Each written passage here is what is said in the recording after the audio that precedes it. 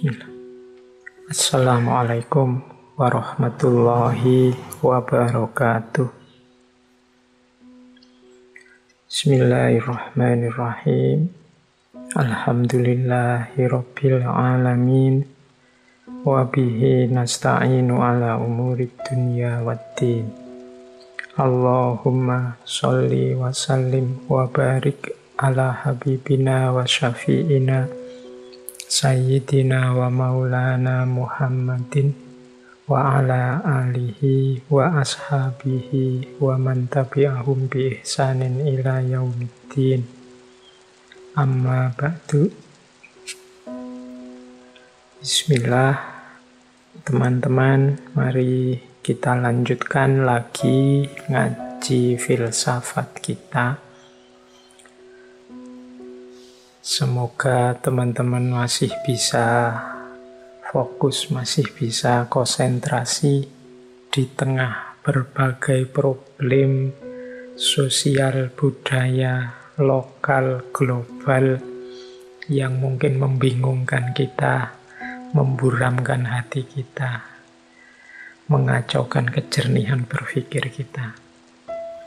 Tapi tetap semoga kita tidak lupa untuk terus istiqomah dalam kebaikan-kebaikan yang sudah kita ketahui, termasuk istiqomah dalam nambah wawasan, mencari ilmu.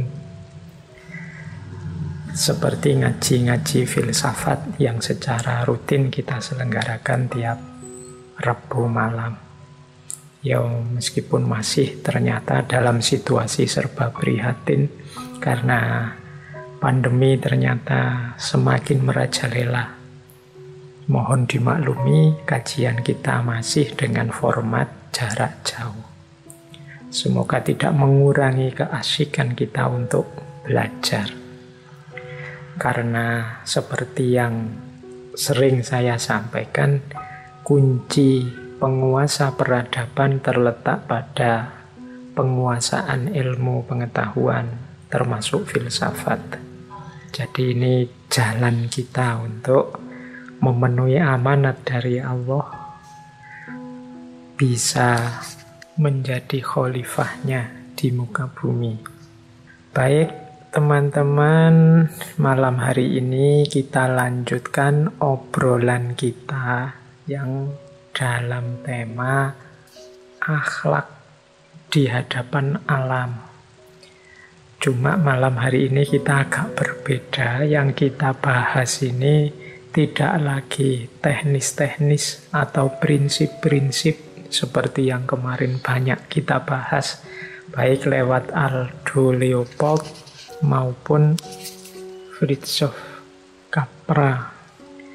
Malam hari ini kita mungkin banyak membahas dasar-dasar filosofis cinta kita kepada alam, hubungan kita dengan alam sekeliling kita yang hari ini banyak tidak ideal, kemudian masuk ke ranah agama-agama, khususnya ranah yang lebih berbau sufistik.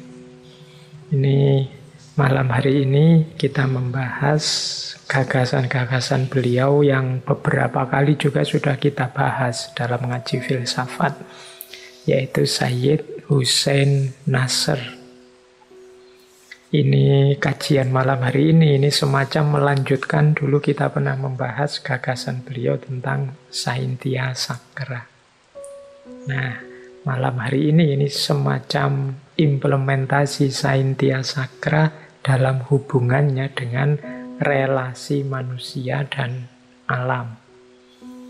Gagasan-gagasan seperti yang dikembangkan oleh Sayyid Hussein Nasr ini sering nanti disebut sebagai ekosofi atau ekofilosofi. Baik, bismillah, kita mulai kajian kita. Saya tidak harus banyak cerita tentang Sayyid Hussein Nasr ini. Di sesi-sesi yang lain saya sudah panjang lebar mengisahkan tentang beliau ini.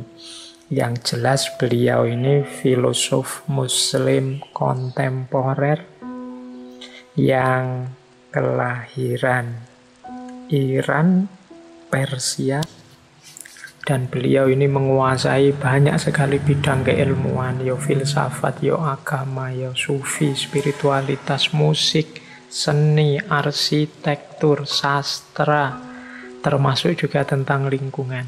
Makanya ada yang menyebut beliau ini seorang polimath. Polimath itu orang yang menguasai banyak sekali cabang keilmuan, yang hari ini mulai jarang. Di dunia modern ini kan orang kalau ngerti banyak ilmu secara sekaligus itu malah diragukan. Orang modern itu lebih percaya spesialis-spesialis yang hanya ngerti satu bidang keilmuan. Ya, ini perlu diperdebatkan juga, tapi lain waktu kita bahas tentang kemungkinan seorang polimath. Karena kalau teman-teman belajar sejarah filsafat itu para filosof awal dulu, termasuk para filosof muslim, itu hampir semua itu tokoh-tokoh yang menguasai banyak sekali bidang keilmuan. Baik, ya nama Sayyid Hussein Nasr ini mengingatkan kita, beliau ini mungkin kalau di Indonesia ini termasuk kelompoknya habaib. Karena istilah Sayyid ini kan menunjukkan keturunan Nabi lewat jalur Sayyidina Husain. Kalau yang lewat Sayyidina Hasan nanti dikenal bukan Sayyid tapi Syarif. Tapi itu tema yang berbeda. Kapan-kapan kalau ada waktu ya kita membahas filosofi, sebutan filosofi nama, filosofi gelar dalam Islam. Oke, malam hari ini kita langsung fokus pada tema hubungan manusia dengan alam di level filosofis sufistik tradisional, sebagaimana bidang keilmuannya Sayyid Hussein Nasr. Ini menarik, sebelum kita membahas itu ya, saya membaca-baca bukunya Sayyid Hussein Nasr itu, menemukan satu kalimat menarik, satu quotes menarik dari buku yang judulnya Islam in the Modern World. Ini menurut saya jawaban dari kemarin-kemarin kan ada itu banyak pertanyaan tentang filsafat, apa boleh diajarkan bagi umat Islam, bagi para mahasiswa, mungkin bagi siswa-siswa muslim. Itu di buku Islam and Modern World itu Sayyid Hussein Nasr jawab begini. The question therefore is not whether one should teach philosophy to Muslim students, but rather what kind or kinds of philosophy should be taught and how the subject should be approached. Kata Sayyid Hussein Nasr, pertanyaannya itu oleh karena itu bukan kok bertanya apakah filsafat itu boleh atau harus diajarkan pada murid-murid mahasiswa-mahasiswa muslim. Pertanyaan seperti ini mungkin khawatirnya kalau kamu tanya apa filsafat harus diajarkan atau tidak, itu bisa ditertawakan secara akademis karena filsafat itu memang sangat luas. Nah, kata Nasr, rather yang lebih baik ditanyakan adalah what kind of philosophy. Filsafat jenis apa? Atau filsafat apa saja yang harus kita ajarkan pada anak-anak didik kita. Dan bagaimana how the subject should be approached. Bagaimana filsafat ini sebagai subjek kajian harus didekati. Jadi pertanyaan apakah filsafat harus diajarkan pada murid, pada siswa, pada mahasiswa, ini kalau versinya Sayyid Hussein Nasr sudah tidak relevan lagi. Pastilah setiap akademisi intelektual membutuhkan filsafat untuk bisa berpikir lurus, luas, dan mendalam. Problemnya yang lebih tepat ditanyakan itu adalah filsafat jenis apa saja sih yang harus kita ajarkan pada anak-anak kita. Dan cara mengajarkan filsafat yang bagaimana. Ini lebih penting. Sering saya bilang filsafat itu kan macam-macam isinya. Yang sangat religius banyak, yang bisa mendekatkan kita pada agama, semakin menyadarkan kita tentang hadirnya Allah dalam hidup kita, itu juga banyak. Meskipun beberapa juga ada yang negatif. Maka membahasnya kalau ingin elegan itu, pertanyaannya adalah filsafat jenis apa sih yang harus kita ajarkan ke anak-anak kita? Atau cara mengajar filsafat yang seperti apa? Sehingga umat Islam ini tidak terbelakang lagi. Nah, ini mungkin jawab beberapa kegelisahan yang kemarin muncul. Ini versinya Syed Hussein Nasr. Boleh dicari bukunya, Islam in the Modern World. Ini buku ini menarik karena judul lengkapnya begini, Islam in the Modern World, Challenged by the West, Threatened by the Fundamentalism, Keeping Faith with Tradition. Jadi Islam di dunia modern itu problemnya 3. Yang pertama, tantangan dari dunia barat. Yang kedua, ancaman dari fundamentalisme. Dan yang ketiga, bagaimana kita tetap menjaga tradisi kita sendiri. Oke, teman-teman yang tertarik boleh dicari buku ini. Kelihatannya ya e-book gratisnya ada. Nah, kemudian saya juga membaca ada buku yang lain dari Syed Hussein Nasr yang judulnya In Search of the Sacred, Mencari Kesucian, A Conversation with Syed Hussein Nasr on His Life and Thought. Ini buku hasil semacam podcast wawancara dengan Syed Hussein Nasr. Ini saya bawa juga sebelum kita masuk ke tema utama ya. Mungkin teman-teman tertarik. Jadi di buku itu beliau menyinggung kita, Indonesia dan juga Malaysia. Ada kata-kata menarik yang saya potong dari buku In Search of the Sacred ini. It is very interesting to note that in countries such as Indonesia and Malaysia, which had never been a center for Islamic philosophy, there are now many gifted young philosophers, scholars, and teachers who teach Islamic philosophy from the point of view of the Islamic metaphysical and philosophical tradition, which was something unheard of in modern universities in the Islamic world a few decades ago.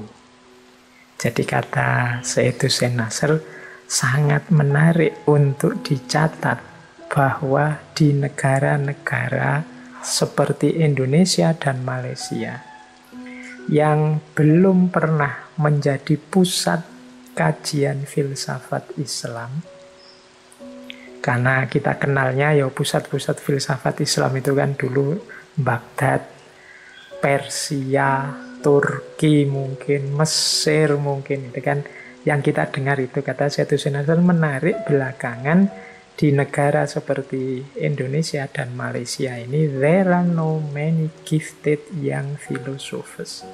Hari-hari ini banyak muncul anak-anak muda berbakat, para filosof-filosof muda, intelektual, para ulama, para guru yang mengajarkan filsafat Islam from the point of view of the Islamic metaphysical and philosophical tradition, dari sudut pandang tradisi metafisik dan filosofis Islam, which was something unheard of, yang seperti ini belum pernah kedengaran in modern universities, di universitas-universitas modern di dunia Islam beberapa dekade yang lalu. Jadi hari ini ada fenomena, kalau bahasa ilmiah itu the rise of education, melonjaknya kesadaran pendidikan termasuk filsafat, khususnya yang disinggung oleh Syed Hussein Nasr ini di Indonesia dan Malaysia. Banyak muncul orang-orang pintar, anak-anak muda penggemar filsafat, para ilmuwan yang mengajarkan filsafat dari sudut pandang tradisi kefilsafatan Islam itu sendiri. Nah, ini Ini mungkin basa Jawane mbombong kita. Jadi membesarkan hati kita. Yuk kita jangan ragu-ragu lagi untuk menggali khazanah-khazanah kefilsafatan. Khususnya khazanah-khazanah dari tradisi keilmuan, tradisi kefilsafatan kita sendiri. Kita sendiri itu berarti ya tradisi Muslim, Indonesia, sesuai konteks budaya kita masing-masing yang hakikatnya sangat kaya dengan kebijaksanaan, kearifan. Baik, wah ini saya lebih banyak ngomong improve-nya ya. Tapi ini mungkin menarik bagi teman-teman yang kemarin bertanya-tanya tentang kajian filsafat. Tapi jangan lupa ya, jangan terlalu GR yang ngaji filsafat, karena buku ini diterbitkan versi bahasa Inggrisnya tahun 2010. Berarti yang dilihat bukan kita. Jadi yang ngaji filsafat mungkin melanjutkan ini saja. Yang dilihat oleh Sayyidus Nasr berarti 2010 ke belakang. 2010 ke belakang, bukan kita. Ya kita, kalau dibahas hari ini mungkin antara lain ada contoh anak-anak muda yang hari ini semangat belajar filsafat. Misalnya melalui ngaji filsafat, itu kalau hari ini. Tapi ini kan tahun 2010. Semoga gairah semangat ini tidak padam, karena memang dulu banyak orang berharap. Zaman saya mahasiswa dulu isu ini sudah muncul bahwa kebangkitan Islam itu akan dimulai dari Indonesia. Dengan melihat kultur, cara beragama, mentalitas orang Indonesia saat itu. Meskipun hari ini banyak isu-isu sebaliknya, justru kita mengalami sedikit degradasi. Karena hari ini ada isu Indonesia itu growing intolerance. Semakin tidak toleran. Berarti semakin tidak toleran itu menunjukkan kita semakin tidak terbuka. Ya susah kita bisa berkembang kalau kita tidak terbuka.